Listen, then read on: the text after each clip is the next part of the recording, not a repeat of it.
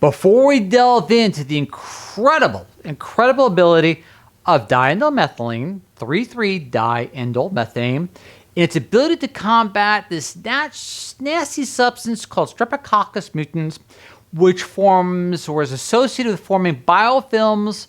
It forms something called an EPS. We'll get into more of that extracellular polymeric substance in a second.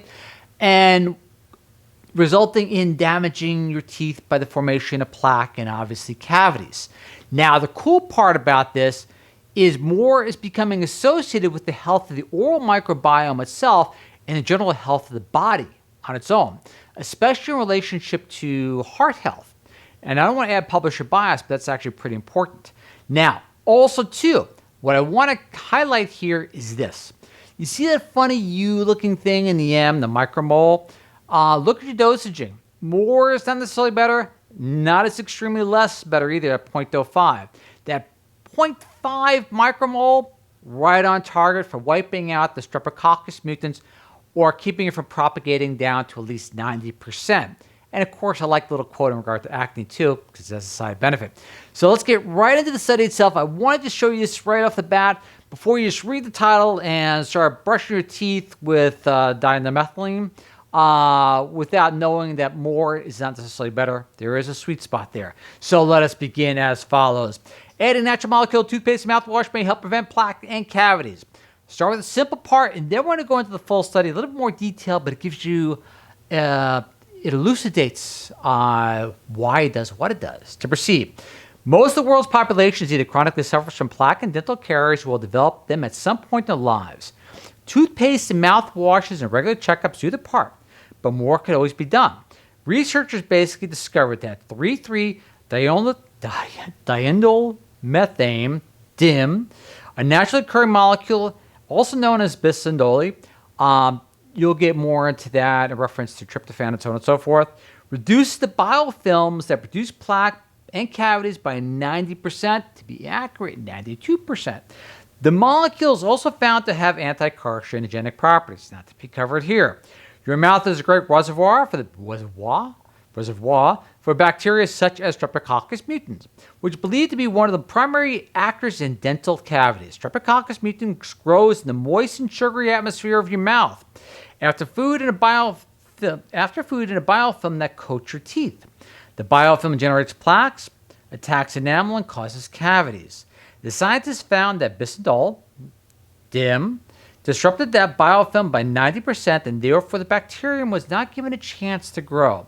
So, hypothetically, if you find the right amount of 3,3-diindolylmethane to add to a mouthwash or toothpaste, oh my gosh, what an incredible advantage an individual will have as far as mitigating the potential outcome of cavities and plaque and so on and so forth. What an incredible benefit to the oral microbiome itself. Quote, the molecule which is found to have low toxicity can be added to toothpaste and mouthwashes to greatly improve dental hygiene. To reiterate, why Streptococcus mutans? Why is the bad guy?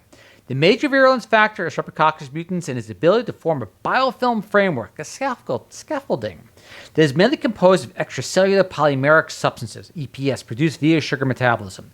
Once Streptococcus mutans participates in differentiated community, this extracellular polymeric substance production promotes a cohesive three-dimensional network.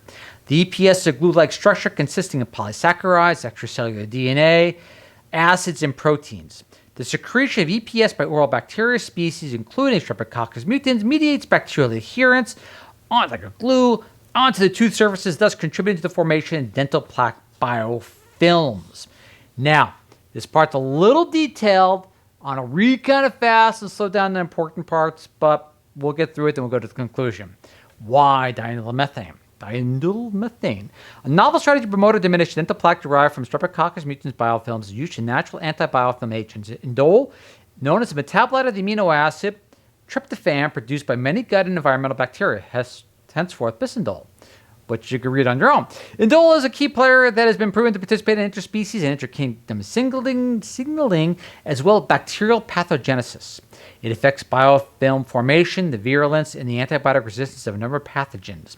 A number of indole derivatives, including basically a naturally occurring and synthetic ones, have been reported to act as signaling molecules that affect the behavior of different bacteria.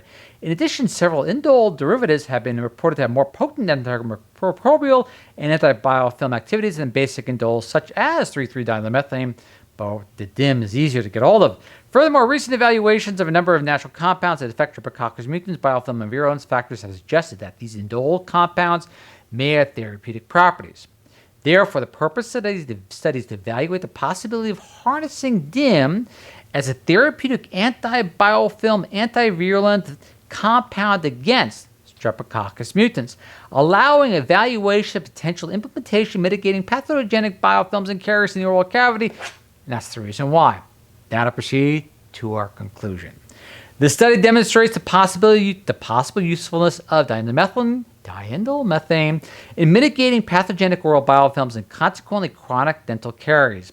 It is important to note that DIM has also been classified as an anti-cancer agent involved in eradicating various solid malignancies without imposing toxicity to normal cells. Therefore, these reports of its low toxicity hold an important advantage in therapeutics as its use in treatment entails minimal complications. I mean, it's good stuff. The prevention of the ability of Streptococcus mutans to produce these extracellular polymeric substances, EPS, this compound may help to change the environment for the development of caries, thus improving oral disease management for the whole population, i.e. whole world population. Additionally, substances regarding structure and function should be carried out in order to further clarify the possible mechanism of action of DIM, including the best sweet spot for the dosage in regard to toothpaste and mouthwashes, 0.5 micromoles. Two additions. Despite its low toxicity, the possible systemic absorption of DIM should be minimized, and a target formulation should be developed for local application of the oral cavity. So, what are we taking away from here? We're taking away from, for example, diindolylmethane, often found in cruciferous vegetables, your broccoli and cabbage and so on and so forth, which makes you wonder if the consumption of those also help mitigate the Streptococcus mutant biofilm itself and therefore also beneficial for the oral microbiome. But that's publisher bias, future studies. But however though, just a simple addition of DIM to basically an oral mouthwash, toothpaste, so on and so forth, that could reduce the likelihood of Streptococcus mutans propagating. It sounds kind of innocuous, but as you begin to delve into more and more the health of our oral microbiome overall, it becomes pretty fascinating.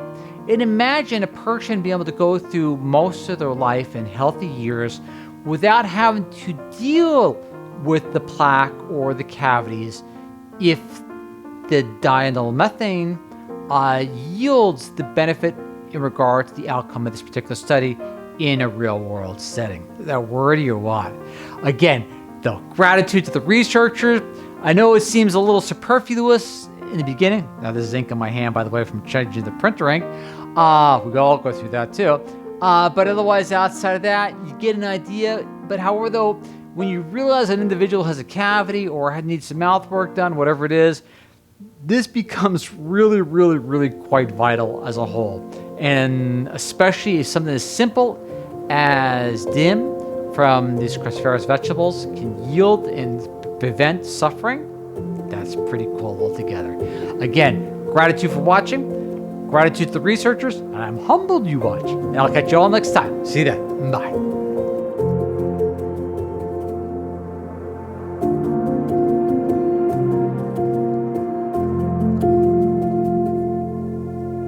Thank you.